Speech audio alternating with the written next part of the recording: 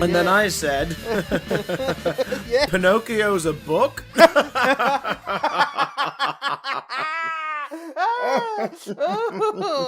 I got it from a movie. But they didn't specify which one for copyright reasons. Well, quite. Yum, yum, yum. Sorry, if it sounds like my mouth's full, I'm eating a delicious biscuit in the shape of canine. That's what he calls it, eh? That's what he calls it. Please thank Geeks for that, because these are amazing. I will do. They're all right, aren't they? Some got me through the shows yesterday, and some are getting me through life right now. She makes a good gingerbread, does our Keeks, despite not liking gingerbread. So I have to test all the gingerbread. It's soft and squishy. It's nice. It's a real drag. Oh, what a shame. Hi, everybody. Speaking of what a shame, you're listening to Big Damn Cast. Oh, no. My name is Christopher, seriously, wise mirror-wearing wedges Johnson. My name is Matthew. Octopus drums. What? That's Oh, that's my me. God. For those who are wondering what the hell those references are, stick around. Also, look at the title and the image. But secondly, we've got some pop culture bullshit to talk about this week. Oh, Coming yeah. up, Matt's going to give his thoughts on Haunting of Hill House, a complete season, a little bit of round up for that, because he's binged it like a morvonger. We're also going to touch on the Kingdom Hearts 3 final trailer that's come out. Matt's going to catch up on the Spider-Voyers. Spider-Voyers. You can already tell how he feels about the Kingdom Hearts trailer. I've not given any clues yet. And then we are going to wax lyrical, both spoiler-free and spoiler-filled, about DC's Aquaman holes. Aquaman holes. Water Thor. Plus, your email's Water Thor. My God, that should have been the title. But first up, the lovely man who's not the one speaking right now, but the other man, came to see me in Panto this week. So the man. You lovely man, you surprised me. Oh, yes. Yes. We did. It was a trio of fun to be had. And we came and surprised you on a Saturday evening, and then we got you drunk. Huzzah! Oh, it's lovely, dear listeners. I finished a 3-show day, which is knackering. And yet, still full of beans. The energy in that the energy you put out on that stage is very impressive, I must say. And you're so good with the kid audience. Oh, you're so good with them. It's easy. Just throw in a Fortnite reference and you've got a meeting at the palm of your hand. Oh, yeah, you're good with those kids, man. That's my Bible. Funnily enough, that's been my rule for 10 years, which is weird. What's a Fortnite? But yeah, thank you very much. And it was really sweet. I finished the 3rd show and suddenly looked down to my phone as I was getting back into my civilian clothes. Yes. And saw a text from lovely Matthew saying, "Great show, Cockle. See you outside stage door for a pint." Yeah. I was like, wait, what? See you You then. were out there? And I should have known you were out there because it was Charlie described it as a really me joke. Yes, there's a very you joke in that. That made you cackle. And I heard in the green room an audience member cackle at that point. I was like, that's really funny. Someone really got that. I'm quite happy about that because it's a bit of this one that sort of gets missed. Well, 2 audience members, to be clear. Oh God, the 2 of you cacophonying with your... Oh, yeah. With your cockerel cackles. Me and Charlie both got a right giggle out of that one. Yes. Yeah, it's hilarious because, spoiler alert for our listeners, I might have had something to do with the writing of this show. I don't know what you mean. I don't know what you're talking about. But several jokes told by the 7 Dwarfs, who are kid performers, sort of go... I'm not saying this in like no one notices them, but like, they'd sort of go unnoticed because I think the audience are more just like, oh, look at the kids, they're adorable. Look at their costumes. And there's just sort of lots of... When you're on stage with the dwarves, you do kind of notice when they're speaking, the audience are more just sort of smiling and going, oh children. Which is a shame because I gave them a couple lines that are really freaking weird. Yes, you did. Like, that are really weird and are meant to make you go, oh. I mean, at one point, they described someone as a rando, which I'm delighted stayed in. It's good. It's good. But yeah, there's a whole little bit when they're first surprised by a home invader. And, yeah, they were... Oh god, it makes me laugh now because I remember writing that, going, "That's so stupid. This will never stay in." Go and And see. it stayed in. Listeners, go and see the panto just for that gag, because I loved it.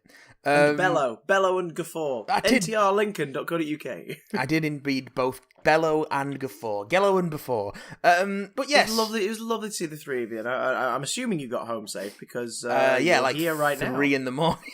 Yeah. Yeah, we stayed rather longer than we'd originally intended to, so... Well, that 1 pint suddenly became 4. Oops. So, whoopsie doodles. Oops. But yes. and then kebab. Woo. Oh, mate. You know how long it's been since I ate some doner meat. Ugh. Ugh. Right, anyway, on with... before we go on, well done, Cocker. It was a great show. Oh, bless you, sweet pea. Let's talk about nonsense. So, you texted me just before we started recording with a link, and you said you should watch this, and it's the Kingdom Hearts 3 final battle trailer, which I'd seen pop up a couple days ago, but I was like, oh, I'm not, no. And then I watched it, and now I'm like, what? I thought it would be our duty to at least acknowledge this final bit of marketing before the January 2019 release of Kingdom Hearts 3. A long-awaited sequel for many a gamer and many a avid gamer and fan of the PS2 generation. I don't understand it. Well, I thought we'd better cover it because we first covered Kingdom Hearts in one of our earliest episodes. Yeah, Jesus. And I said it was never going to come out. Yeah, the title was Kingdom Hearts 3 is never coming out. It's never going to come out. Now, it's a couple of years later, and Kingdom Hearts 3 is coming out. But, Shut up. Shut up, it isn't. It isn't. I almost fucking wish it wasn't. Oh god. Right, so I'm not huge on my Japanese games. Like I have a weird disconnect with the delivery, even in sort of the dubs. It's not necessarily the delivery of the character speech or anything. It's pacing and stuff like that. Same reason why I'm not huge on manga. And no, I'm alright with manga, sorry. I'm not huge on anime. I get why people love it, and it's an art form, and it's a very specific thing, and great, that's fantastic, but it's just never spoken to me. I've always felt a little disconnected from it slightly. Yeah, I get you. And as such, I mean, even games like Resident Evil, I've had a weird little disconnect from. Do you know what I mean? Well, people remember particularly the PlayStation 1 Resident Evils as being better than they are. Oh yeah, absolutely. That's probably why that's the thing. It's weird. It's like things like that have stopped me really diving into like Metal Gear and stuff. It's so strange. Matt, don't be besmirching Metal Gear. Oh no, not besmirching at all. On this fine podcast. Oh no, what podcast?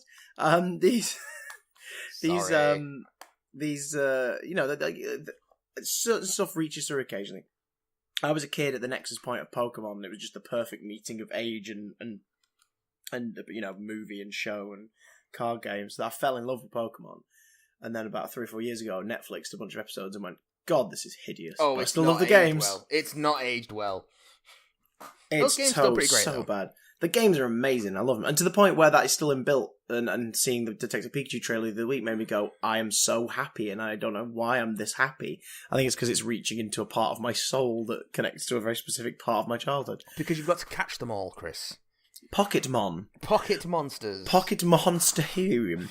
But when you're a young child, especially a teen, you sort of imprint on stuff that you come into contact with a lot. And as a teen, I realised how much I love Disney.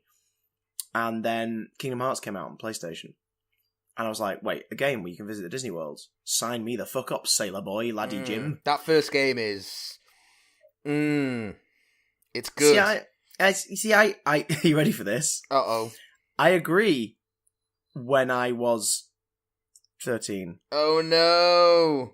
I revisited it in 2013 with the 1.5 HD release for the PS3. Oh no! And I found myself getting really frustrated with it. I was having fun, but I was like, yep, the anime pacing is here in all the cutscenes. That weird lingering thing. Everything every character says is some form of like postulating on the nature of the heart and being a good person. And there's not just dialogue in this. Like, all of it is speechifying disguised as conversations. It's so strange.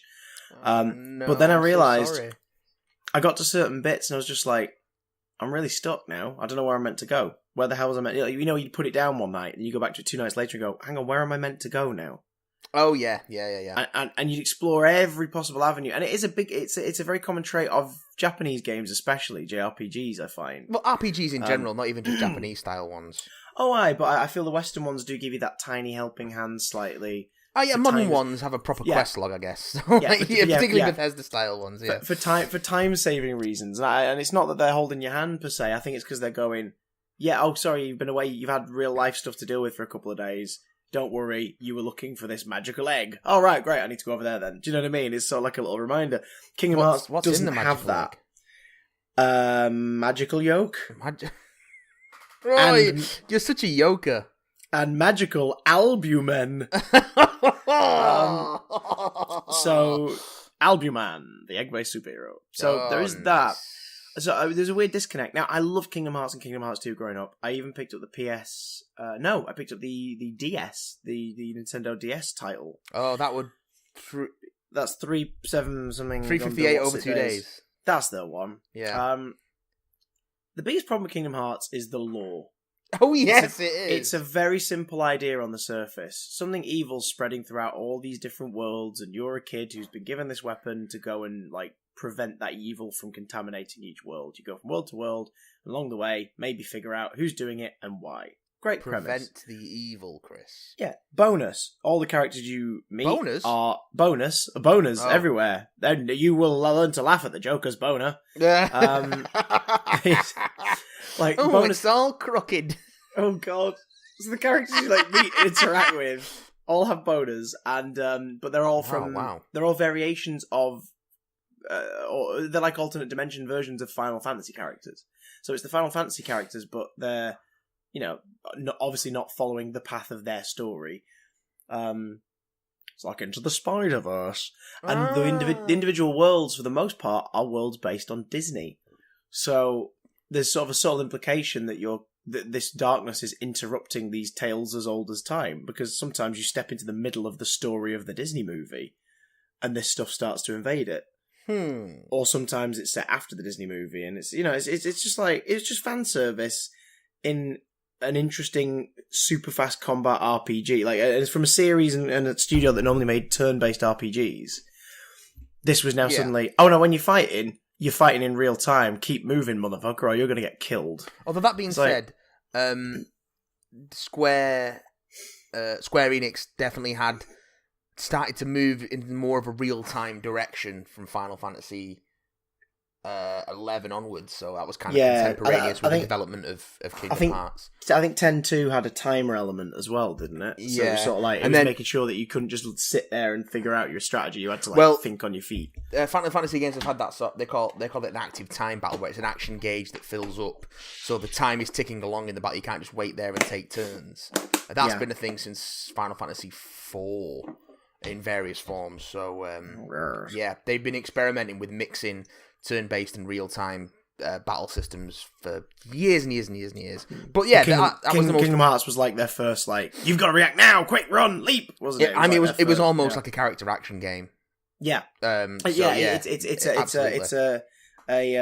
what's it called?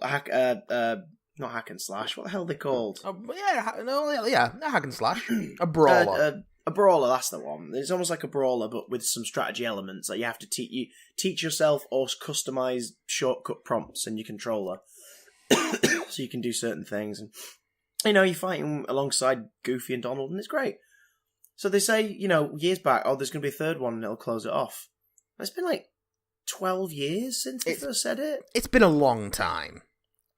Sora has to be noticeably a little bit older now, because Haley Joel Osment does not sound the same as he did when he was a kid. He's a man. Yeah, a man with a baby's face. He is. He has a child's face on a man's head. It's so strange. The face of a child. And, but yeah, listening to this is the first trailer where it's all prominently English-speaking and various characters now. We've had a couple of the English-speaking trailers, but not many. Yeah. And there he is. There's Haley Joel Osment and Sora, and it's like, oh no, it just sounds like Sora, just a little older. That's great. This is brilliant. Oh, there's Mickey. We hear Mickey talking. Fantastic. Fantastic. Yeah.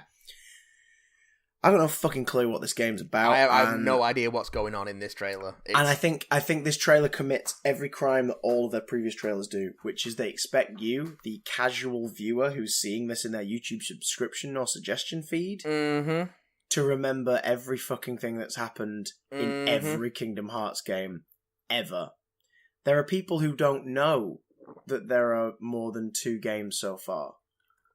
Because you'd have to own, like, 5 different platforms to play them all. Well, until recently, yeah. Until recently, there's been the re-release, but even then, like, there was a mobile game that was out for a while that's no longer available, and it's just like... Yeah, I think there's a version of that on the first Kingdom Hearts remaster. Yeah. The one for PS4. I think that's recoded. It might be. I have no idea though, because it's not exactly like the naming scheme is. Well, that's the thing. They re-released 1 and 2 on PS3 over the last 6 years with the HD remasters and a bunch of extra bits, including some of the other games like compartmentalized. And one of them's just like the FMV sequences. Yeah. And then, oh god, and then. They released 1 and 2 one more time on PS4. I think it's called Kingdom Hearts: The Collection. The idea is, here it is, guys. If you want to catch up or reminisce or revisit before number 3, here's all you need. Get this game. And you can play all of them. That'd be great. Then 3 months later, oh, by the way, here's a prequel to 3. Like, wait, what? Hang on. 2.8. Oh, God, I know. It's ridiculous. Yeah. These trailers are so poorly edited. And they focus on the wrong damn thing. Yeah. And it's so weird. It's such an odd thing. I don't know how to describe it. It'd be like doing a trailer for let's say Infinity War, right? Like Avengers Infinity War from earlier this year. But like doing a trailer for that movie, but what your trailer shows is just random reaction shots of the characters and them all giving sound bites on how they're feeling about a certain situation, but you don't see any footage of that situation. And the trailer isn't built up in a way as to show you that. So, Black Widow looks pensive. Why does she look pensive? I'm not going to lie. We're going to linger on her face for a moment. Oh, now we've moved away. Now we've got laughing Thor. Why is Thor laughing? What's that about? Hang on a minute. Now Peter Dinklage is giving a speech about being a member of Organization 13 and the Keyblade will be wielded by... It's just like, what is this? I don't... Like, they just need to establish, here's your clear plot.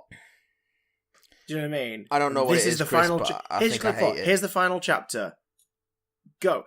Some of the worlds look amazing. The Rapunzel tangled, like, stuff looks incredible. Like, those landscapes and that, the portal bit where, like, the pathways skirting up into the sky and all that stuff. The Pirates, the Caribbean stuff based on World's End looks really cool, like the way it's been rendered.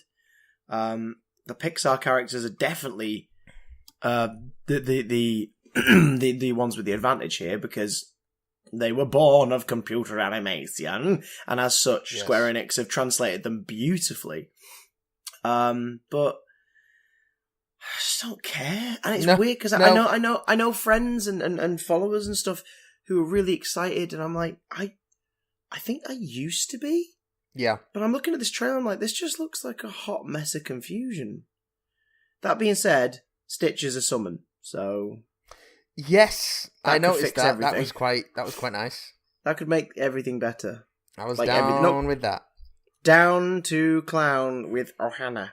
Because Ohana means family. Oh. And family means nobody gets left behind. So, Kingdom Hearts 3, we retract our previous statement. It is coming out. It is coming out. But they were so preoccupied wondering whether or not they could. They didn't stop to think whether they should. What should people be doing with their time, Matt? Specifically on streaming services? Well, you should get yourself along to the streaming service colloquially known and also officially known as Netflix. And you should watch a little TV series that came out end of September, beginning of October. But I've only just finished it, called The Haunting of Hill House. The Haunting of Hill House. Loosely based on the novel of the same name by Shirley Jackson, which has also previously been adapted as the movies The Haunting in 1963, which is regarded as a classic in its own right, and The Haunting in 1999, the one with Liam Neeson, which is not regarded as a classic in its own right. This place is pretty spooky. Yes, that's one. I mean, it does have Catherine Zeta-Jones in it being ridiculously flirty, so that's a plus. But that's kind of it. And, this is a whole new take on it, because it's 10 episodes. The episodes vary in length, from 43 minutes to over 70 minutes. And there's a very good reason for that. The reason being, this show likes to fuck with you. It likes to fuck with you and disorient you, and it likes to tug at your heartstrings. So basically, this version of Hill House is about a family who lived in Hill House in the 80s. And it's 2 parents and their 5 children. So Hugh and Olivia are the parents. Olivia played by Carla Gugino, and Hugh played by me, Henry Thomas from E.T. Oh, Elliot so from E.T. not Hugh then. Not Hugh. Me. And then the 5 children: Steve, the oldest, Shirley, Theodora, and the twins Luke and Nell, who are the babbies. They're a family that goes around. They flip houses. So they go in, live in a house, fix it up, sell it on for a profit, and that's what they do. Oh, okay. And Hill House is their latest project. Hopefully, and they're hoping it's going to be the last one, so they can move to their forever home. But there's weird shit going on at the house, and one night, Hugh takes his children, bundles them in the car, not telling them what's going on, and he drives off, and their mum never comes out of the house. And then it switches between that and 20 years later, when all the kids are grown up and variously estranged and either successful or not, and or embittered or whatever, and no one talks to Hugh anymore and all that stuff. And it flits between the flashback and the present day, sort of explaining what happened in the house that led to that night where they all buggered off. Well, they all escaped from the house, so to speak, and what feels like is bringing them back to them now. It is absolutely a character-driven drama, but it is also very, very spooky. And it's got the jump scares. Like, it does have that. No doubt. I think any horror that's on for like 10 odd hours at a time needs to have some stuff to to sort of perk you up, make you go, oh bugger. Too right. But what it doesn't really do is it doesn't rely on jump scares to sort of carry it. It actually does a lot of very slow, very deliberate sort of reveals or teases. It doesn't overdo there's no scare chords and stuff like that. It doesn't overdo that stuff. It's very, very good at building tension, and you don't always know if that tension's going to pay off. So it really does like to fuck with you. The performances are all incredible. You've got I can't remember everyone's name, but Michael Huseman is the present day Steve. Kate Siegel's present day Theodora, and all those actors whose names I cannot recall, and I'm not looking up right now. They are fabulous in this, and they really, and also from a filmmaking point of view, the way that it flits between the flashbacks and the present day stuff is stunning. There's one. Please don't die. I'm a fan of your work. Yeah, sorry. There's one episode which is made up pretty much entirely of long takes.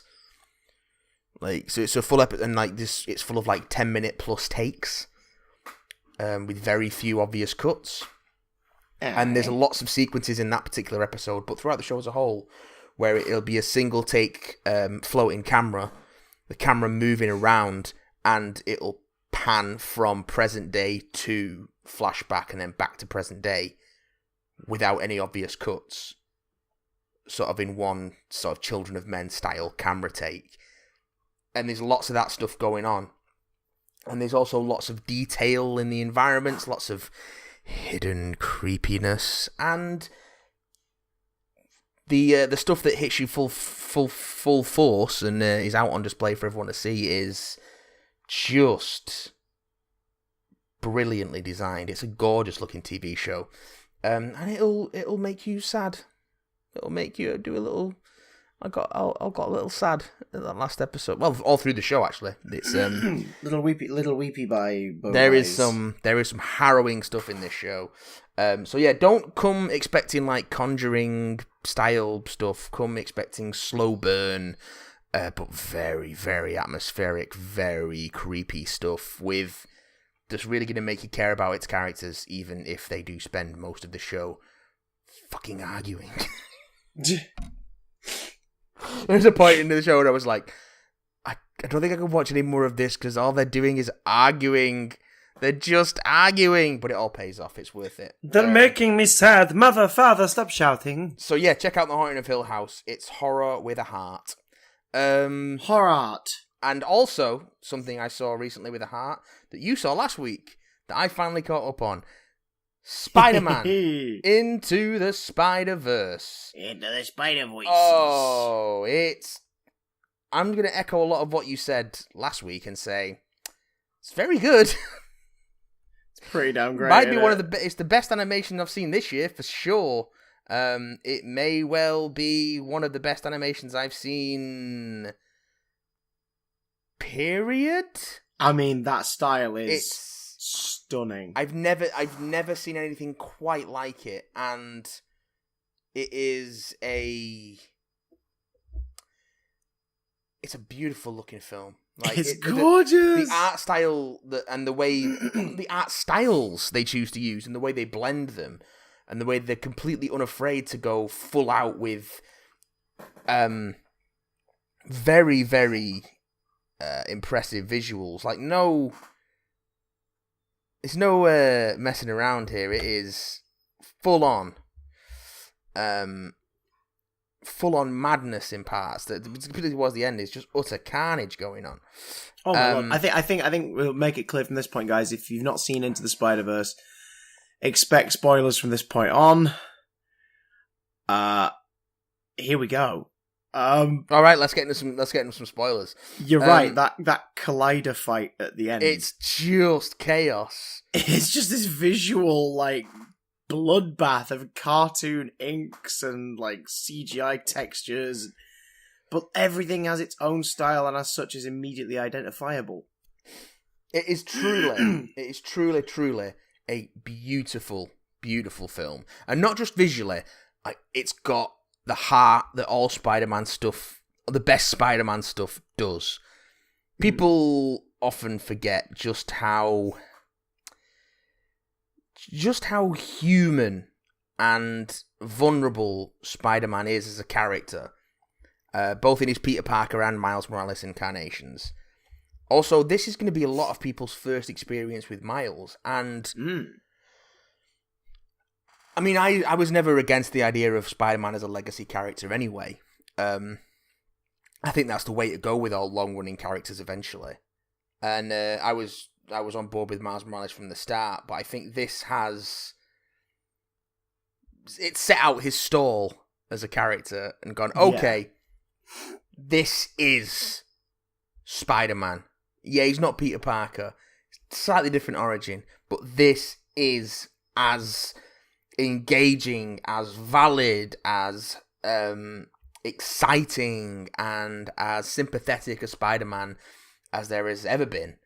Yeah. And it's just watching that character grow and then getting to see him on the big screen as well as your old school Peter Parker, and also seeing them do like a washed up middle-aged Peter and going that, being that brave to take one of their beloved characters and really put them through the ringer and take the shine off them, take the what's the word I'm looking for? Take the adoration, look at them through a clear lens rather than that sort of filter of this is a hero and he's a special person.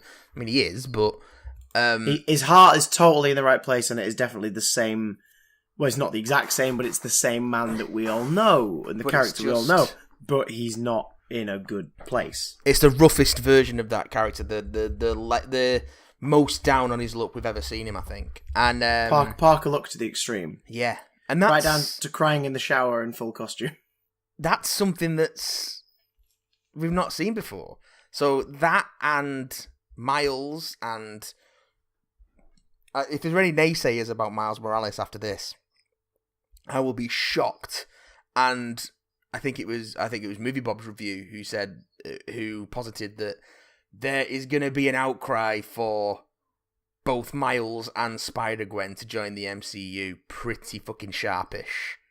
People are going to want MCU versions of those characters because in this they are both so well done. Yeah, absolutely sort of beautiful way to do them. They just they leap from the page, and it's a testament to how interesting those characters are as well. Like aside from the execution of them in this, how well those characters have been received and how brilliantly they were being conceived. Because Miles is only 7 years old in terms of how long that character's been around. Yeah, and and Spider-Gwen is not even 4 yet. Do you know what I mean? But they had such a clear vision on how to adapt them, how to utilize them in this story, and also how to connect them to the message of this film. But it's also it comes back to the genius of the original Spider-Man concept. Yeah. Of Stan having that thought of, I want to create a character that could be the reader. Like, everyone knows Spider-Man as Peter Parker, or most people know Spider-Man as Peter Parker. But the real genius of that character and why it landed in the first place was that it was a character who was this flawed, all-too-human teenager who got these powers and found themselves in a heap of trouble. In an amazing situation that they weren't equipped to deal with, but they did it anyway because they had the moral fortitude to know that was what they had to do. They had to learn the hard way, but they definitely learned that lesson and then stuck to it.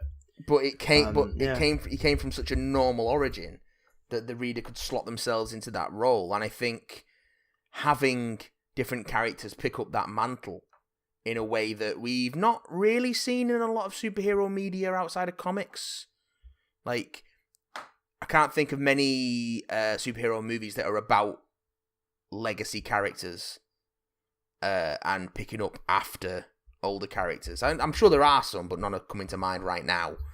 Like, I mean, closest I can think of is sort in a way The Incredibles, but it's not about picking up a mantle. It's about the effects of the next generation. You get it in things like in some really rubbish ones, like The Phantom with Billy Zane and stuff like that. It's similar to the. Again, they don't do anything with it because they never made any more of them. But the Joseph Gordon-Levitt character in Dark Knight Rises, taking up the idea of him taking up the mantle of Batman after Bruce Wayne retires. Yeah, and Batman's always seemed like a character you could so easily do that with, but no one's ever gone there because everyone's so afraid to move away from the Bruce Wayne thing. And I think this is an important film in a couple of ways. One being that it does, I think, make more popular in culture as outside of comics the idea of a legacy character and that mantle being multiple people over a period of time. And also, I don't think it's a coincidence that we've had so many socially conscious genre and superhero movies this last year. Mm-hmm. Like this and Black Panther make a hell of a double bill in terms of representation and empowerment of what in this country at least minorities. And I think there's a definite shift in the way that filmmakers are approaching that stuff, and this year I think has been a real step forward in that. I think you've got Black Panther, you've got Spike Lee, pardon me, Spike Lee's Black Klansman. I hear amazing things about Sorry to Bother You. Yes, yeah, yes, me too. Which I need to see because that's not really gotten a wide. It has got a wide release over here, but it's been so poorly publicised that I'm not even sure where it's playing or when it's playing. But yeah, in your mind, in my mind, but your mind theatre. I do think it's been a really important year for a lot of that stuff, and an exciting time going into next year, seeing what we've got coming down the pipe, and beyond, as those properties sort of build steam, and those filmmakers and actors and writers all get a steam from those projects. Yeah, I think it's an interesting and exciting time, I think. And this is at the spearhead of it. And it also helps that it's just a gorgeous film and a lot of fun. It's stunning, isn't it, visually? and just tonally. The core message. Yeah. The core message is like you say, but the one that got me, the one that made me like roll a tear in the cinema was get up. Get back up. Again. And I've noticed that there's been three big Spider-Man related projects out this year, but there's been two recently that have really struck a chord with people, and that's been Spider-Verse and Spider-Man for PS4, and that's been the message of both projects. Yeah, you just get right down to the final trailer for Spider-Man PS4, the one where it's the movie style one where he's like falling from the building and you see him be beat down. The message is get up, and it's just like, oh my god, yeah, and it's you know, personified in the final part of the confrontation at the end of this movie. Yeah. And it's phenomenally done, and and again, heartbreaking and beautiful. It's so good. That's such a core part of Spider-Man as a character. Like even beyond him being, it's what's the word I'm looking for again? It surpasses him being Peter Parker. It's even more central to the character, and that is a young person who's not ready for these powers, getting these powers and trying their hardest and always getting up. It's one of Spider-Man's most recognisable and most admirable traits is that he just does not give up. Just carries on, yeah. It's the whole master planner scenario has been a backbone of that character ever since then, and it's it's present here, and oh god, I mean, let's get into some juicy goodness, and spoiler stuff that I couldn't talk to you about last week, but now I can. Yes, holy shit, Doc Ock! Oh, very very good. That was such a nice surprise. They kept it out of all the marketing, and then when she drops her name, you're like, oh, Ace! And again, they've not Olivia Octavius. And you're just like, yes. Wait, what? It's like, oh shit, yeah, we're in a different dimension. And the fact that they're not beholden to any other version of that character. Yeah, like, there's sort of like nods to there's like nods to I can't remember. This one character mentioned something like, "What's your deal then?" You got I think it was Peter Parker to Scorpion briefly sort of mentioned something. Yeah, it's like a throwaway line. It's like, oh, that's new. So there's nods that, yeah, these characters are different from the ones we know, but that's fine, because in this dimension, this is just how they are. And it's like, okay. So Scorpion's got big biomechanical legs that sprout out into scorpion legs, and is also, like, Spanish, and... Yes. And, like, gruff, and a Hulk. And so you get, like, bits of the ultimate Scorpion in there, bits of regular Scorpion. Yeah. Well, yeah, because Ultimate Scorpion was a Parker clone, wasn't he? He was in the Clone Saga. That's where he appeared. Oh no, there was another one in early Miles. Oh shit, was there? That'll be Matt Gargan then. That'll be Matt Gargan. Yeah, and I was going to say because when he first rocked up, he was just a very brief character. He was like the Kane at the beginning briefly of the Clone Saga. It was like, what the hell's this thing? But yeah, so like the idea of it being bioengineering as opposed to just a costume. And then Doc Ock, obviously they've sort of gone the route of Lady Ock or the Doc Ock of 2099, but they mostly did that to surprise you because they're like, oh, we know some of you guys sat here like think you know what's going on, but well, nope, surprise motherfuckers, a new Doc Ock, here you go. Yeah. Very good version of that character as well. The Green Goblin's sort of a hybrid between the Ultimate version and the Goblin Knight / Hobgoblin from recent Dan Slott Spider-Man. Yeah. Like, wings and stuff. And again, it was cool. It was like hearing him call him Norman made me really excited because I was like, yay, we're seeing Norman Osborn as the fucking Goblin in a movie again. This makes me happy. Good times. It's been so long since we've had this. And I love that. I love the fact that he was this big dragon-like creature, but he's still got his big purple hat and a bag full of pumpkin bombs. I love that. Very good. Tombstone! Yes. Just chucking Tombstone in there as not? Kingpin's enforcer. That was amazing. Hammerhead appeared on a wanted poster as well, which I quite like. Can we talk about Kingpin for a moment? Let's talk about Kingpin. Let's talk about Liev Schreiber. Oh my hamming days. it up to play like just big tough guy voice like this. He's with an emotional core. He's a house. He's a brick shit. He's the size of a house. And he's just square. I That was love the one it. choice I've seen other people sort of go, that one was jarring to me. And I get it. He's the only one who's a human in this main universe for the story who is an unbelievable proportion. But as a stylistic choice, I think it works really well. Yeah. Because also, he's the main villain of the film.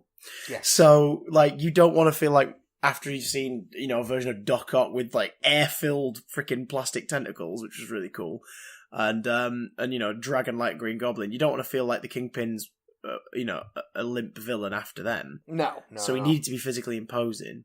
But it was just the fact that they banked on people having invested in the character recently because of Daredevil, and they chuck in family connections. Mm-hmm. So his entire motivation is very believable, and this is what I was saying last week. It was sort of an adaptation of Spider-Man 2, because the plot of Spider-Man 2, the comic series, is that the 616, so the main Marvel Universe Miles Morales, who was there before Miles crossed over, was a criminal enforcer and a like massive sort of tech mogul / who was sort of brought into it all by Wilson Fisk after helping him out once in prison in his early days.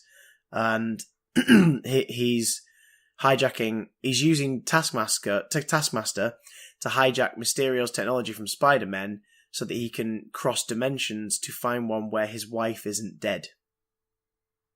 Yes. And is alive and doesn't have a him. So, like, when I realised what Fisk was doing in this with the Collider, I was like, shit, that's from that. Mm-hmm. But there's more of an emotional weight to it here because, we've all spent the last few years watching Daredevil on Netflix. So to find out that he not only got with Vanessa, but then lost her, is really like, oh God, no, I feel kind of bad for Kingpin now. But also, please don't break dimensions, you fucking monster. God, what? Prowler's terrifying. Yeah, the sound of that, the sort of guitar growl, that's in there is it's terrifying. You feel frightened. You feel frightened for Miles because the film constantly reminds you that Miles is like a 14-year-old kid. It constantly reminds you of that. So when he's being chased by this relentless motherfucker in a cape with these like spiky freaking gauntlets on, who's not stopping, like you're scared for his life. Yeah. And obviously, I definitely us too, and I imagine obviously another chunk of the audience are spending that going, oh God, when are they going to unmask him? Yeah. When are they going to reveal it? And when they do it, it's done so well. I think Uncle Aaron and Jefferson, like I think the way that all that stuff's handled with Miles' dad and his uncle and stuff it's a great version of it. It's a really great version of it.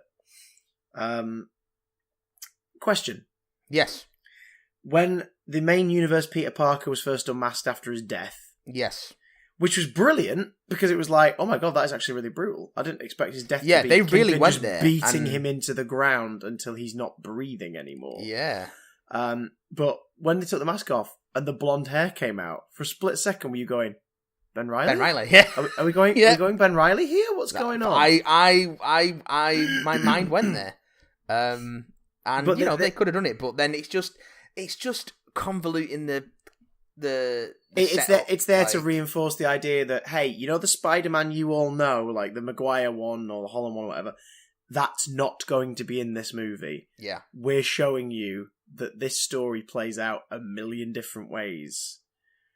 And you're about to find out a bunch, which I thought was really, really good. Like, that blonde hair was just enough of a disconnect to make you go, oh, it's not Peter. But like, it was totally fan service, wasn't it? It was yeah, how do we show that and give everyone a kick? Oh, it's Ben Reilly, essentially. Yeah. Voiced by Chris Pine. Did you stick through the credits? Oh boy, did I stick through the credits. So you heard his Christmas single? So bad. That's amazing. I love the fact that they just went, hey, Chris Pine, here's some lyrics, then just sing whatever the fuck you want. I love the fact that he just gives up on it at the end. But that's the single. Like, that's the record. It's so good. It's funny as fuck. Oh, God, that really got me. Aunt May's wonderful. Oh, yes. Like, basically playing on Ultimate Aunt May kind of vibe, which I thought was really, really nice. I'm glad she didn't alert Mary Jane. I think Mary Jane had to stay out of this story to a point. Yeah, I mean, there was so we could focus on just so we could keep it as Miles' story. Yeah. But I do love that little scene in the benefit gala because it was so sweet. It was like, oh God, and the fact that she sort of addresses the city. I love the fact they go with the Ultimate Spider-Man idea that after he dies, everyone knows who he is and it's acknowledged, and the city sort of is like, yeah, no, he did a good thing. Again, reinforcing the idea of like the mask's not a bad idea. Like the person behind that mask is there to like do good things, and it could be anyone. And she straight up says it.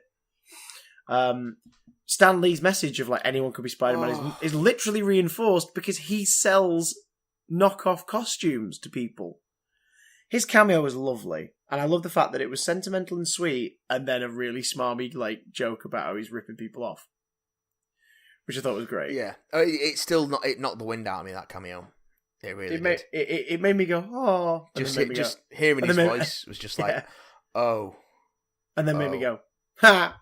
Yes. Because it was a great cameo. And such a funny delivery. I watched Once Upon a Deadpool last week. And, oh, yes. And it, here you go, guys. Here's my Once Upon a Deadpool segment.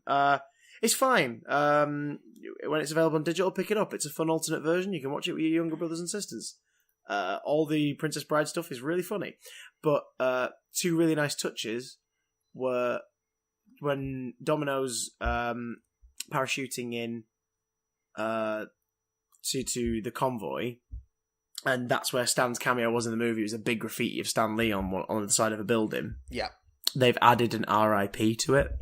That was a really nice touch. But then after the credits, they showed a mini featurette about 2 minutes long of just a Stan interviews that he's obviously done for or with Fox over the years, where he talks about like, you know, how he never wanted to like be you know, a sort of an icon of a medium. He just wanted to pay his bills, and he hoped that people enjoyed the stuff he liked enough to, you know, buy it and keep a roof over his head. And it's a featurette that was quite sweet because it essentially just focused on the humble idea of, yeah, this was a jobbing guy who didn't want to do this, but obviously found a way to tell his stories through it, and it went from there. And the featurette begins with a couple of outtakes and alternate takes from, do you remember the short film they released about a year and a half ago, which was the teaser trailer for Deadpool 2, essentially. And yeah, and that the one where Stan Lee makes a cameo and goes like, "Hey, nice suit." He goes, "Zip it, Stan Lee." They just showed some alternate. The featurette begins with like 3 alternate takes of that, where he's like, "Hey, where's the webs?" or something like that. It's just like, this is great. Like, what a brilliant little like gem to just go, here you go, guys. And Stan Lee didn't create Deadpool, but we just want to show that we love and miss him. Here's a featurette. It was like, that is so cool. Here's to Stan. So, but yeah, and Stan and Steve's card in the mid credits for Spider-Verse was beautiful. And then it was Stan really and Steve. Yes, very important. It was very, very sweet. Let's talk post credits. Oh. Hello, Oscar Isaac. Oscar Isaac as Miguel O'Hara, the Spider-Man of 2099, who's already investigating a dimensional tear. Yep. And I'm trying to remember what his computer's called now. Is it Ellie? Something like that. It's a lady's name. His computer basically says to him like, Yeah, the fault line that we were tracing seems to have been contained. That Earth's Spider-Man has locked it up. It's like amazing, oh fantastic, right? But we still need to they basically suggest the very end of the movie, the last shot of the movie, and this post credit suggests that they're going down the Web Warriors route. Yeah. Of if they want to tell more stories, that story is there's a couple of things we need to sort first, and now a few of us are able to get together to do it. Which I'm sort of wary of because it might wear off the novelty a little bit. But if you told it from someone else's perspective and had Miles be the draw, like how this one was Miles' story, but to the layman Peter Parker being funny and weird was the draw. Yeah. Like if you told like a Spidey 2099 story or a flipping like Spider-Man India story or something like that, and Miles was the supporting character, I think that would work just as well now because people would be like, oh my god, and Miles is in it as well. I can't wait to see where he goes next. Do you know what I mean? Like you could even age him up a couple of years. Make Spider-Gwen the main character in the next one. I know we've already seen her, but oh, she's great though. She's great. Very good. But I love the fact that this was suggesting that Miguel O'Hara's been keeping an eye on it and that he needs to go and speak to various Spider people from different dimensions. And right, so Spider-Verse, the comic book series from 2014-2015 that has inspired a few adaptations now, including this one. Yes. Features a few cameos from various television incarnations of Spider-Man. And verbally features a cameo or a reference to a cameo from Tobey Maguire and Andrew Garfield's Spider-Man as well. But meaning that whenever those things get brought up, it's 100% real. Like the Japanese live-action Spider-Man and his giant robot show up during one of the final fights in Spider-Verse in the comic and beat the shit out of Morlun. It's amazing, and Dan Slott said afterwards, like, yeah, no, that's them. Like that is them. This isn't me paying homage to it. That's that Spider-Man from that Spider-Man who's a bloody alien or whatever. La la la la. Whatever Japanese Spider-Man is, who knows? Yeah, nobody knows. But then it was just hilarious because then you think, hang on, one of the early parts of Spider-Verse was a prologue where Morlun or one of the other inheritors is leaving a dimension having just had killed the allies and feasted on the life of that dimension's Spider-Man, and they're in the Amazing Friends like penthouse. Spider-Man is Amazing Friends. He's surrounded by Spider-Man and the corpses of Spider-Man, Iceman, and Firestar, and you're like, I'm sorry, what? But it's hilarious, and a lot of people really took umbrage with that. But I think it's hilarious because essentially, like, no more stories are being told. Yeah, no one's doing an Amazing Friends spin-off book. Like, yeah, like that story's done now. So, like, why not randomly be like, hey, guess how that ended? Like, with them all being killed by a dimension-hopping vampire creature. It's very good. It's very good. So in that vein, Into the Spider-Verse's post-credit sequence has Spider-Man of 2099 visit a very famous memeable moment from an episode of the 60s Spider-Man cartoon. Earth 67. The bit where there's two spiders, the imposter story. I think it's this chameleon story or something like that, isn't it? Where there's an imposter pretending to be Spider-Man. I haven't watched enough old Spider-Man cartoon to know. They confront each other, and there's this famous screen of them pointing at each other. And people use it online all the time. They'll, do things like, me, I'll never dress that outlandishly. Also me. Like, those kind of captions, things like that. Yeah. General meme stuff, And oh my god, just the fact that they replaced one of the Spider-Men with 2099 in that style as well. And it's just them yelling at each other, like, stop pointing at me, I'm pointing at you, you're pointing at me. It's like, what am I watching? It's very good. It's like, very good. They made you stay after the credits to watch essentially a weird gag that goes nowhere. And I thought it was weird because I was sitting there watching the credits. I knew there was something after the credits. And then in the credits I spotted footage from Spider-Man the Animated Series, courtesy of etc. etc. I was like, did we see any animated footage in like one of the montages or anything? Yeah, because there was definitely things hidden in one of the montages. Yeah. In one of them, there's very briefly apparently is a screen cap of from an episode of Community where Donald Glover's wearing Spider-Man pajamas. But which is a nice nod because he voiced Miles in the Ultimate Spider-Man cartoon. Well, yeah, because people wanted him to... plays Aaron in Homecoming, heavily suggesting that they're planning in the MCU at some point to do the Miles story. Yes. Which is like, oh my god, Donald Glover is now tied to Spider-Man in every possible way. But yeah, then I saw that credit for the animated series footage and was like, hang on. And then the post-credits hit and I was like, oh, fantastic. Fantastic. Bravo. That's the best thing Sony have put out for a long time. Let's talk... Now that we've enjoyed our Spider-Verse appetizer, let's get our teeth into the main course of today, the fish course. It is... Hello? Hello. Oh, I thought you'd gone there. No, sorry. I didn't get a groan from my fish course gag, so I wasn't sure if you were still there. Let's talk about Aquaman. Yeah. Which I saw last night as of recording this, and you've seen barely a couple of hours ago. I really liked Aquaman. Did you? What did you think, Chris? I mean, I'll clarify that. Yeah. I'm not saying it was great, but I really liked it. I'll say this. It's definitely, for me, the second best entry in the DCEU. Oh yeah, hands down. I don't think it's close to Wonder Woman. No, no. Well, it's sort of like if Man of Steel had some joy in it. I think that's how I think of it. Like it's here's my bullet points. The story is a basic adventure swashbuckle Indiana Jones kind of story, weirdly, and it works really well. The script is pretty shocking. The script is dreadful. There are moments, but the script is dreadful. There's like 3, maybe 4 movies sandwiched into one here, and they're all pretty good movies. Yeah, but there's not enough room for all of them. Like I had a lot of fun with this, and I think it was having a lot of fun with itself. Like I think this is a movie that was made by people who were like, "Yep, we're going to enjoy this," and so they did.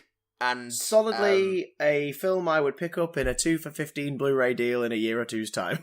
It's one of them for me. Again, continuing the theme from Spider-Verse, this is a gorgeous looking film. Like, I don't know how much they spent on this, but it looks pretty fucking good. It does, and it's. I'll say this. One thing that's jarring to a point is all the underwater stuff can be a bit odd after a while, and I think that's mostly how they've tried to get around the movements of people. Yes, but the environments they're in look gorgeous. The costumes for this are great. Like, the costumes for this movie are amazing. Yeah, Warner Brothers are clearly no longer afraid of doing comics-accurate versions of their characters. Oh, yeah, and what's great about that is the film almost sort of lets you realise that gradually.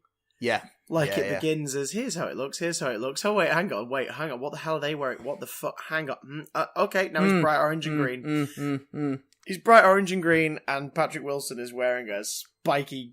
bloody silver mug on his face. We just take a moment to appreciate, and this is part of the reason why I loved is a strong word, but I liked this film so much.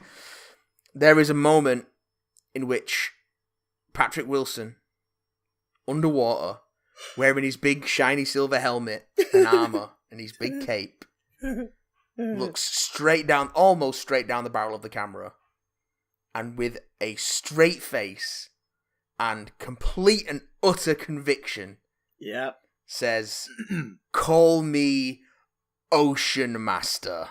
Yes, he fucking does. And I was just... This film has 3 instances of characters just blatantly being like, I am the insert name. This is my comic book name. Call me Black Manta. Oh, Black Manta's very good. He's great. He's handled so well. And considering sort of he's considered like he's considered Arthur's like arch nemesis, isn't he? Sort of on the whole. Yeah, in the whole DC top trumps kind of thing, people tend to always go, oh, Batman, Joker, Superman, Lex Luthor, Wonder Woman, Cheetah, Aquaman, Black Manta. Like that seems to be the pairing. Like, Flash, Captain Cold. Like the immediate sort of, them versus them. Considering that, it was kind of cool that they didn't make Black Manta the focus, but they definitely gave him more motivation than any other antagonist in the film. Oh, and he will be back for a sequel. You can bet on that. Oh, I guarantee the reason why the mid-credits sequence suggests that he will be returning. I didn't even stay for the mid-credit sequence. You'll have to tell me about that in a second. Yeah. Oh, I'll tell you guys. It's fairly spoiler-free, essentially, everybody. But Black Manta survives his encounter with Aquaman. He's picked up on a boat, and then another character finds him, and they sort of talk about finding Aquaman. Okay. Yeah, but it's that whole thing of, I think it would have been. It's when I say a character, I'm not hinting at something bigger. It's a character that features in this movie. But I think that scene would have been different, and the character would have been from a previous movie had they been clearly carrying on the DCEU experiment to its fullest. Oh yeah, I know exactly what they would have done with that mid-credit scene. Like, yeah. Which it looks like they're not doing anymore, really. So, because this film, in terms of the DCEU, yes, it rests in there. It's set after Justice League. And the only acknowledgement to the rest of it is Aquaman having already met Mera. Yes. And Mera going, but you protect this world. You defeated Steppenwolf. And he's like, yep, but that's it. I'm done now. Bye. And you're like, okay. There's our reference, guys. And we're moving on. That's it. So that's for everybody who's invested still. Like, there it is. Mm-hmm.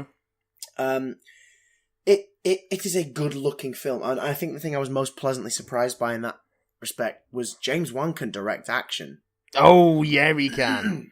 I mean, we already knew that. Sure. Oh, yeah, but I mean, like, sort of proper punch-up kind of vibe. It's so apparent now. I imagine this Fast and the Furious film was the thing that maybe helped him develop that. He did which is the one where Paul Walker passed away during the production. Number 7, Was that James Wan? Yeah. Because he had to. It was that whole thing of like it's his first big budget, action movie, and he hit a giant crisis in the middle of it when one of the leads passed away.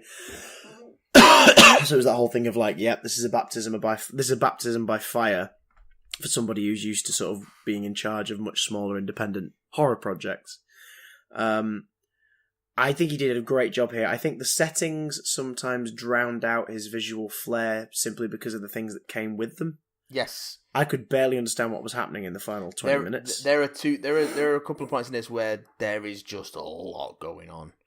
Lot going on. Swarming was a big problem in the underwater sequences. Apart from one intentional sequence, which was full-blown James Wan, this is here to make you feel really uncomfortable and a little bit shit your pants scared. That sequence, which you see a little bit of in one of the trailers, was fucking brilliant. A big old present for any fans of the New 52 arcs as well. God. But his action, I mean, from there's a beat with Nicole Kidman about 10 minutes into the movie where the choices made in the way they shot it are genius. Like, the camera is almost like in using selfie stick physics of it almost being attached to the end of the trident throughout the fight. Yes. Like, not stuck to it, but lingering in its trajectory, so you always see things from the point of view of one end of the trident as the fight's going on. And it just looks so good. Mm-hmm. It's so good. Like, it's not one shot. It's not one shot, but it's edited as one shot, and it looks phenomenal. Oh my god. Who's? I keep forgetting his name, and he's brilliant, and he's in so many things. Arthur's dad. Tamura Morrison. Tamura Morrison. Django Fett himself. Moana's dad. He's brilliant. Again, some really good de-aging tech at the start of this. Oh, yeah. Oh, yeah. Nicole Kidman, Mr. Morrison, and back to formula. Willem Dafoe. Yeah. They get the de-aging several times in this film, and it looks great. Like, it's worded roughly as at least the last time It's been at least 20 years since the Queen was allegedly sort of felled, as it were. Yeah. And so it's implied that she went back to Atlantis sort of like 25 years ago or whatever, like something like that. Placing Aquaman roughly in his sort of early 30s, which is about right. I don't think you could get away with saying Jason Momoa was in his 20s. No, I think he's nearly 40, isn't he? Oh yeah, that's how this works real, now. Like yeah, nearly, apart from Tom Holland is literally the only sort of superhero who is a kid in terms. Well, of even movies. he's in his 20s now. Oh yeah, but that's a rarity. Like everyone gets cast now in like their sort of late 30s, pretty much in these parts. I think Nicole Kidman's only like 12 years older than Jason Momoa or something. Yeah. They Morrison's only like 16 years older than him. Yeah, they definitely age them both up a little bit in just terms of the wardrobe choices and things like that for later segments of the movie. But it's it's one of those where like what the hell's I going with this? Willem Dafoe, yes, looks sort of just a bit younger than he did in Spider-Man in 2002. Yeah. It's really weird because to me that's what Willem Dafoe looks like because I've watched that movie so many times. Yes, and I was like, oh, they've not done anything to him. And then it got to what's his name, Volko later in the day, and I was in the story, the narrative. I was like, oh yeah, no, that's what Willem Dafoe looks like. Mm-hmm. What am I doing? Mm-hmm. Where am I? Why has he got a ponytail? Yeah, that seems to be the Atlantean sort of hairstyle, doesn't it? Bunched hair around the back of your head. Yes, yeah. Patrick Wilson must have amazing undersea gel to have that ducktail for most of the film. I really loved all the design of the Atlantean culture and buildings and costumes and technology. I just thought all that design stuff was really, really neat. That was the only downside for me was we didn't see more of it beyond the stuff around King Orm. Yeah, I really wanted to. I wanted to get a sense of the Atlantis that Mira was worried would be lost, like amidst the conflict, because she didn't want violence on the surface world, but she also didn't want it to lead to the destruction of Atlantis or to her people. So it would have been nice to have got down to the streets to have met some civilians, and I think that was the only thing really missing from that element, because the only time we see Atlantean civilians is them cheering for bloodshed in a gladiatorial combat arena. And I was like, I don't want to believe that they're all dickheads. Like, I don't want to believe that they're all just like, yeah, kill him. I want to see how nice it is. Because then you could have another parallel between her and Arthur when she sees the surface world for a bit and him seeing Atlantis for a bit. Yeah. But I feel like I don't feel like him becoming king because that's his destiny. Is an achievement for him in any way because he doesn't really know what he's going to rule, does he? So no, like, quite. But apart from that, like the designs of that area and the military and that sort of stuff and the two other kingdoms, so cool. And what they called the ones who are more fish than human? The fishermen. The fishermen. Yeah. The fishermen's throne room and the look of them in the brief scene we spend there is amazing. Mm-hmm. So cool. And again, just sort of like comic book, like the comic book shyness is gone. They're like, no, screw it. We're just going to adapt it. Here they go. Yeah, Boom. we're just doing it full on. They're on screen. And it looks so cool. I don't know about you. I think we should dive into spoilers. Yes. Pun intended. Pun very much intended. But as a wrap-up for those who are curious, yes, right. I enjoyed it. And I had fun. Yeah. It's a serious fucking step up from Justice League, that's for sure. Yeah. It's fun and it's silly and it knows it's silly. Does it? Yeah, yes it does. Yes it does. And I had a whale of a time with it. So yeah, it's worth checking out. I hope you're proud of yourself. But only if you've seen Spider-Verse already. Yeah, Spider-Verse is your priority, Sonny Jim laddie boy. Yeah. Because that is hands down one of the best films of the year, and Aquaman is just fine. Good bit of fun. Spoilers. Aye. So earlier when I said there was like 3 or 4 movies in this, so you've got standard superhero origin story a la Thor. Yes. You've got giant Lord of the Rings, struggle for the throne, fantasy, big scale battle sort of stuff. You've got globetrotting, tongue-in-cheek Indiana Jones adventure. Mm-hmm. And then you've got... yeah, I think that's it, probably. Just those three. I don't think you stretch it to a fourth. There's little bits of stuff here and there, but nothing that feels like they just smushed it does feel like they smushed three sort of scripts and tones together, and it's mostly come out all right, actually.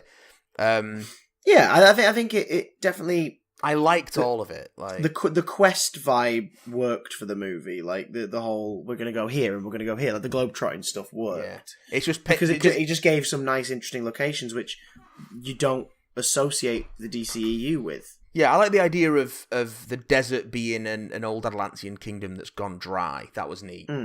I like the mythology of the Atlanteans that they built up. I like that they weren't afraid to get silly with it. And I like that... Oh, God, yeah. There's one moment in the film which you've already hinted at in this podcast, which was the moment where I was like, oh, they give no fucks now. Yes. No fucks are given anymore for looking sensible or legitimate. There is an octopus playing drums during the Colosseum fight. All it needed to do was start going... I would have been happy. There was an octopus playing drums. They hide inside a whale's mouth. Yes, they do. Yes, they do. I mean, Dolph Lundgren rides into battle on a giant seahorse. Like, what more do you want? You've got the Black Manta comic style mask with shooting lasers out of his eyes. It's so silly. Julie Andrews voices a Lovecraftian nightmare. Oh, was that Julie Andrews? That was Julie Andrews. Oh yes, that Julie Andrews, thing. who's not done a film in quite some time because she's older and her pipes are knackered. Yeah. But the most recent thing she did was Julie Andrews' Green Room, the family show about theatre on Netflix, which is wonderful. I watched an episode of it. It was really, really lovely. But she declined a cameo in Mary Poppins Returns. And when asked about it, she said, I didn't want to detract from what Emily is going to be doing. She felt that it would be a bit too much if she appeared in it, because it would be a distraction. Unless she was hidden in it somewhere, it would be a distraction. So she politely declined, and she said she'd spoken to Emily Blunt about playing Mary Poppins, and they'd had a lovely chat about it, and she can't wait to see the film. So it was like, oh, okay, it's a shame that she's not going to be in it, but fair enough, like, yeah. And then it seems like a cruel joke that the same weekend that's coming out in the States, Warner Brothers have gone, hey, Julie, you want to... come and sit in a booth for a couple of hours and knock out some lines for us? You want to be in our movie, Julie? However, her voice worked tremendously for that, I think. Oh, yeah. Because it gave it that sort of, the old gods kind of vibe to that character, which is foreshadowed at the beginning of the movie. Yeah, Dunwich Horror on the table. Yeah, yes. I'm glad you spotted it as well, you little nerd. But yeah, I saw that, I was like, this is going to get a callback at some point. Although it would have been... There's going to be a Lovecraftian horror in this movie at some point. Although, to be perfectly honest, something like The Shadow over Innsmouth would have been more appropriate. But hey, whatever. You're just upset that a bloody... what do you call it? A giant robot from Pacific Rim didn't come in and punch it in the face. Oh, so good. So good. What are they called? Giant sea beastie. What are they called in Pacific Rim again? Kaiju the monsters? Jaegers. Jaegers, that's it. Jaegers. Dropping a Jaeger bomb. Well, that's what it's for. Jaeger is German for hunter. My God. That's why Jägermeister is literally master of the hunt. Oh God, really? Yes, yeah. Wow. That's why the logo is a deer head. Now I'm starting to think that drink's really over bloated. It's a digestive so you drink it to help your digestion and keep you warm on cold outings. No, you don't. You have a little glass of it poured into a bigger glass of something else, and you drink it on student nights. Hey, I drink it neat because I'm a Jägermeister myself. You're a man's man. You're an Aquaman's man. Hey, I seriously. I mean, I was slightly concerned that Jason Momoa wouldn't have the charisma or the range to sort of hold the movie, but I think he actually does pretty well. Yeah, he's not helped by the script at all. No, but his natural kind of charisma shines through. Yeah, it feels more and more like he's playing himself, which is fine because by all accounts he seems like a pretty fun dude. This is I don't think it's as effective as, but this is definitely a Downey Jr. Tony Stark situation where they've taken the actor and they've gone, right, we are going to bring you two together. Because there are versions of Aquaman that sort of eke into that territory, like the Peter David era with the hook hand is the closest you really got in the comics to that version of Aquaman.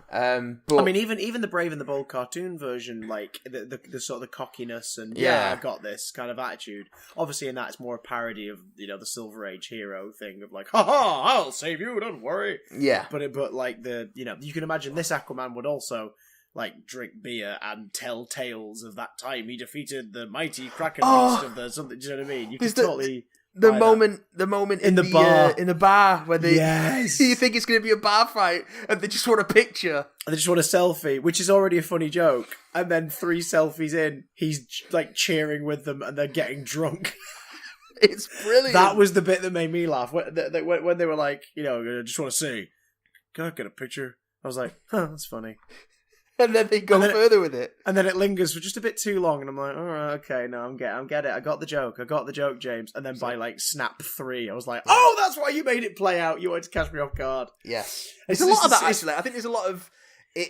I think maybe one too many of these, but I know what you mean. There's got some lovely kind of dun pause. Is that it? Kind of moments. Yeah, it's like there's like too many. I think, but they use it a bit too much. But it's not like Guardians. Good. Like Guardians is guilty of that a couple times as well, and it's lazy. It's lazy comedy if you keep doing it. But all the same, and in some ways, it's leading into your expectations of a superhero movie in the sort of the arc of Arthur's journey. Yeah. But in the way it treats the tone of it a lot of the time, it's subverting expectations. So I think it's a neat balance. It's not perfect, don't get me wrong. But oh Lord no. It's enough fun to be like, yeah, I can forgive its sins, so to speak. Because it is so much fun to experience. Mm-hmm. And it partly because, mostly because it knows it's fun and it's leading into it and it knows it's silly and it knows it's got problems, but it's like, come on, we'll have a laugh, it'll be fine. Bit like Arthur Curry after you take a photo with him. It's just that snap to him with like massive wide mouth out of nowhere, just like, yeah, in the middle of the photo. He's just a party animal, and I think that's a great. It's not a version of a superhero we see a lot. There's a lot of stoic, grim, serious superheroes, and he's kind of not like that. And when the story tries to, I was almost upset that they do make him more like that by the closing shots. I was a bit like, oh, really, guys? Like they give you that moment. They give you that moment just before he sort of like kisses her on the head. And he's like, "It's gonna be fun." And you're like, okay, it's still him. But then the final shot of the movie is the like, I'm Aquaman shot, and I'm like, dude, no, that's not you. Yeah. That's not you. When it doesn't lean into the idea of him as this sort of lust for life force of nature, then it kind of loses itself a bit. And it's like even he says to Mary, he's like, I'm a blunt instrument. That's what I am. That's great. That was a great line. And again, the whole thing of he knows he's not the sharpest tool in the shed. Well, that's fine. That's not his strength. Yeah, like that's not where he shines. But at the same time, he's a lot smarter than he lets on. Like the stuff with the Indiana Jones Uncharted sequence, basically in Sicily and everything. Yeah. there's a lot of that stuff where you go, oh, all right, and you can kind of believe that, yeah, this guy is definitely a superhero. Like, he could do this. He can definitely do this shit. I just want to touch on a couple of the random characters that popped up, random actors who just sort of appeared out of nowhere. And some of them main characters, but I just didn't expect them. So the airplane pilot who had like 2 lines, I was like, that Kiwi accent is awfully familiar. Yeah. And then he's on profile, and I'm like, that's Lee Weenall. That's freaking Lee Weenall. That's James Wan's partner in crime. Like, what the hell? Like, I mean, I get it, cameo, but it's like, he's been in a lot of films by this point. Like, maybe let him turn his whole head round at least once. Like, show off his face. It's like, anybody who's ever seen Saw or, freaking Insidious, you know what I mean? It's like, you know who he is. Like, show him off. But yeah, Digimon Honzu. He's the Fisher King. Was the Fisher King, yeah. Fisherman King, because we knew he'd been announced. We were like, oh, another actor crossing over. Interesting. Yeah. But for about a 2-minute sequence. So there is that. Let's have a little gander. Randall Park as Dr. Stephen Shin. Yeah. Nice little scene in the on the news thing. Yeah, Stephen Shin is the character that reappears in the mid-credits scene. Okay. Black Manta's found by a fisherman's boat. Okay. And then it cuts to footage of Shin's debates on TV, like that one and another one playing on a loop. And it pulls out and someone's watching them back over and over again on a TV. Mm-hmm. Whilst Black Manta's like recovering in the room, and he wakes up to see Dr. Shin, like he's in his office, his base is just covered in Atlantean evidence and stuff everywhere, and papers and all this stuff, and he's messing with the helmet and it shoots through the ceiling. He's like, yeah, I wouldn't do that if I were you. And he's like, but it's Atlantean tech, isn't it? You've got to show me. Where did you get this? And he says, I'll tell you, but first you've got to help me get him. And he flings his grandfather's knife into a picture of Arthur on the wall. So it's like, okay, all right, I see where you're going with this. But you just know that the first version of that scene was not Aquaman-centric. You just know the first version of that scene is like Luther's yacht or something. Yeah, exactly. It's and then they've changed it because they've gone, let's focus on individual franchises now. Yes, because it's not working, is it? I really hope for Joe Manganiello's sake they fucking put Deathstroke in something just so it was worth it. That would be nice. Did you know Graham McTavish was Atlan? I thought he looked familiar. Is it underneath all that bit? I mean, I know he's had a beard for a while, but like underneath all that beard, I was like, there's something about the voice. Whose voice is that? I just looked up, it's Graham McTavish. And also, speaking of beard, Dolph Lundgren as Nereus, great job. Yes.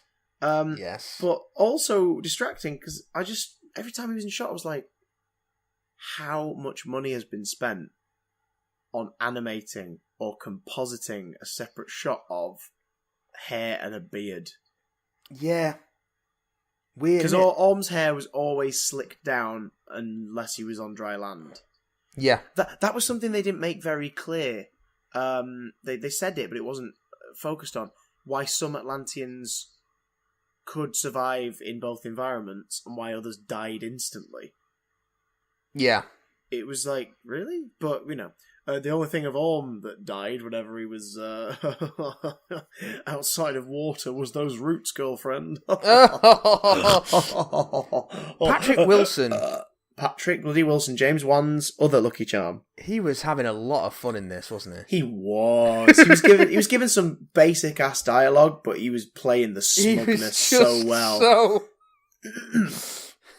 I guarantee you, he was just there going, I'm gonna have fun with this. Gonna be campy. Gonna be arch. Very Shakespearean in terms of like his character's thinking, because a lot of it was not what he said. It was in his intent. You could sort of tell, like when he offers Arthur a last minute out before the Ring of Fire challenge, and he says like, I don't want to kill you.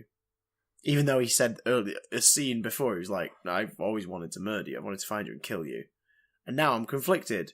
And it's like, yeah, you're conflicted because you're a fucking coward. That's why you're impressed by this guy in front of you. And you're like, oh shit, I'm a little scared. So I'm going to give you the option to leave. And it's like, no, it's because you don't want to face him. You know what I mean? Like, you're determined to go through with your plan.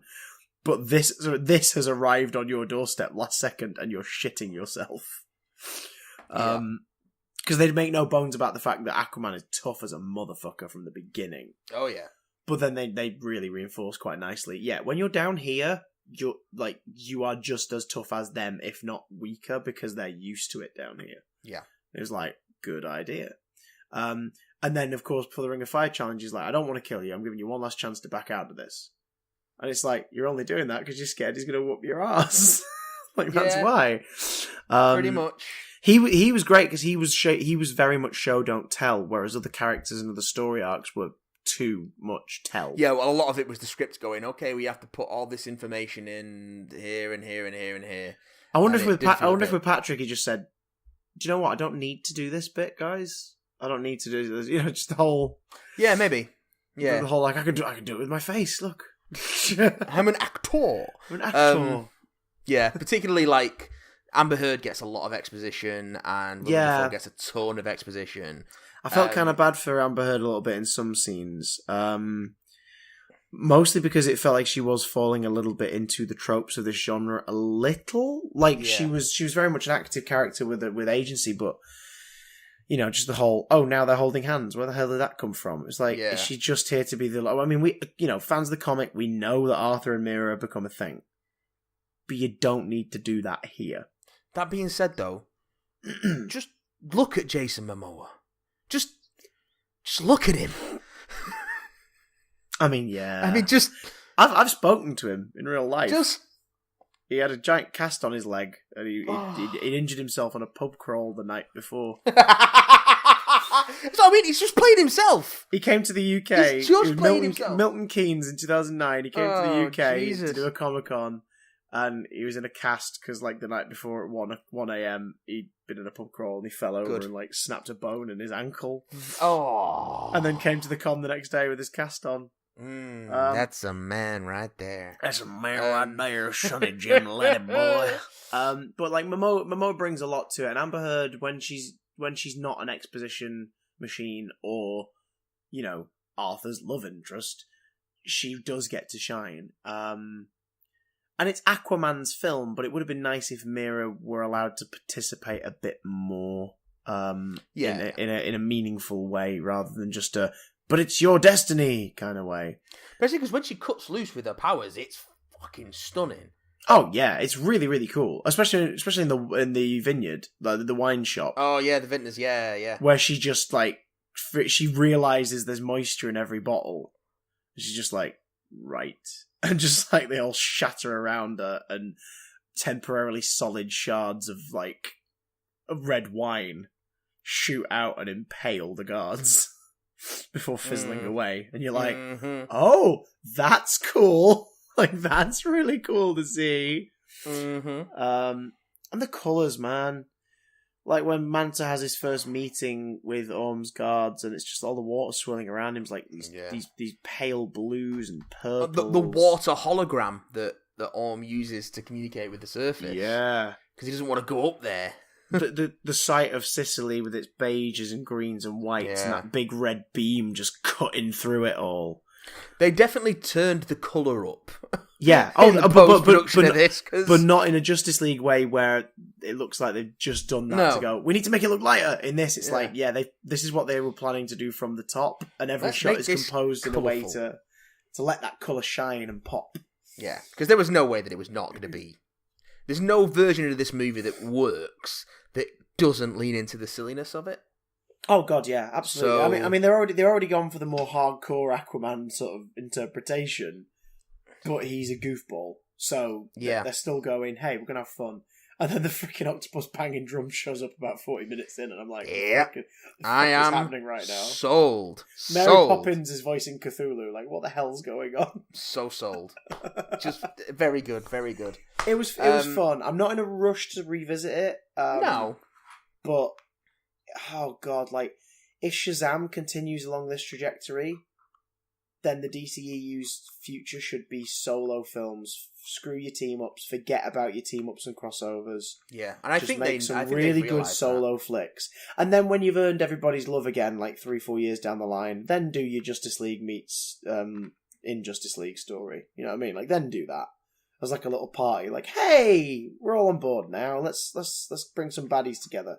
Because that is something that the other team haven't done yet. The villain team up film. Yeah, there's no Masters of Evil in the Marvel movies. Yeah, so like do that later. But right now, give us Shazam, give us Wonder Woman 2, give us another Superman movie that's light and fun. Yeah, do that. Yeah. And then when you've done that, that's when you can go, right, should we get everyone back together for something? Then I'll be up for it. And bring Willem Dafoe. Yeah, why not? He was supposed to be in Justice League, but his scenes got cut. Yeah, which I think makes sense. Like, I think that was for the sake of this movie, because they make a reference to the fact that Arthur has met Mira a few times, but mostly in she's come to him like, you have to come back, and he's like, piss off. Yeah, because he doesn't know her name. Yeah, which I thought was good, because in the first film they sort of like suggest that, oh, these two have a history, but it's like, no, it's just she keeps showing up and he keeps going, leave me alone.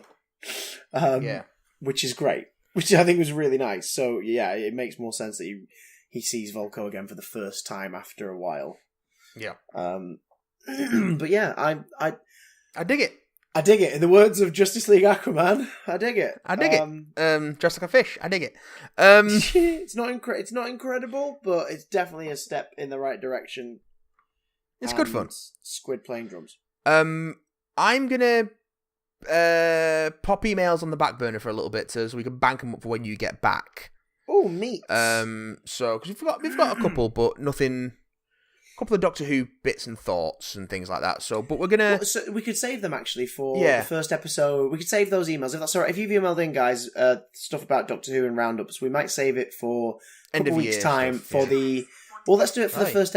Let's do it for the first 2019 episode. Let's do it for our best of 2018, rest of 2019 ep. Yes. But do email in, guys, with thoughts about the movies we've been talking about and the shows we've been talking about, because before the end of the year, if I'll just check my calendar, figure it out. Before the end of the year, there will be at least one more episode that we record as and when. Yes. Because so this episode will be going out on YouTube, for example, on the 21st. Next week, the 28th. That's our pre-recorded Christmas special on the 28th, ladies and gentlemen. Oh, yes. So get ready to sink your teeth into that one. We drink some hard liquor and talk about bullshit. Before we do go, though, I do want to share a couple of tweets we got regarding meat superhero stuff we've been talking about. Meat. A nice thought. This one comes in from Alan Flanagan on Twitter. Says Spider-Verse was the first superhero film I've seen in ages that was led by story and not by brand. A bit of both, I think. I reckon because Lord and Miller know how to make a brand-heavy movie that leans in to the story. Because if you can make a brand-focused movie, but you just make it good so no one notices. Yeah, it's again, like you say, it's the Lego movie in practice. Yeah. Exactly. Santa Davey. Santa Davey. David Steele on Twitter says, I enjoyed Spider-Verse, but it was very reminiscent of a lot of the comics I've read, which is always going to be the case and not a fault as such. Wiped out by Stan's cameo. I see what you're saying there, like, because it used so many familiar elements and storylines, you're a bit like, oh, well, I've seen this. But I think it was a smart call on their part, because it was there to introduce a wider audience to some of that more niche stuff, like Uncle Aaron and everything that isn't known by the mainstream yet, but it bloody well will now.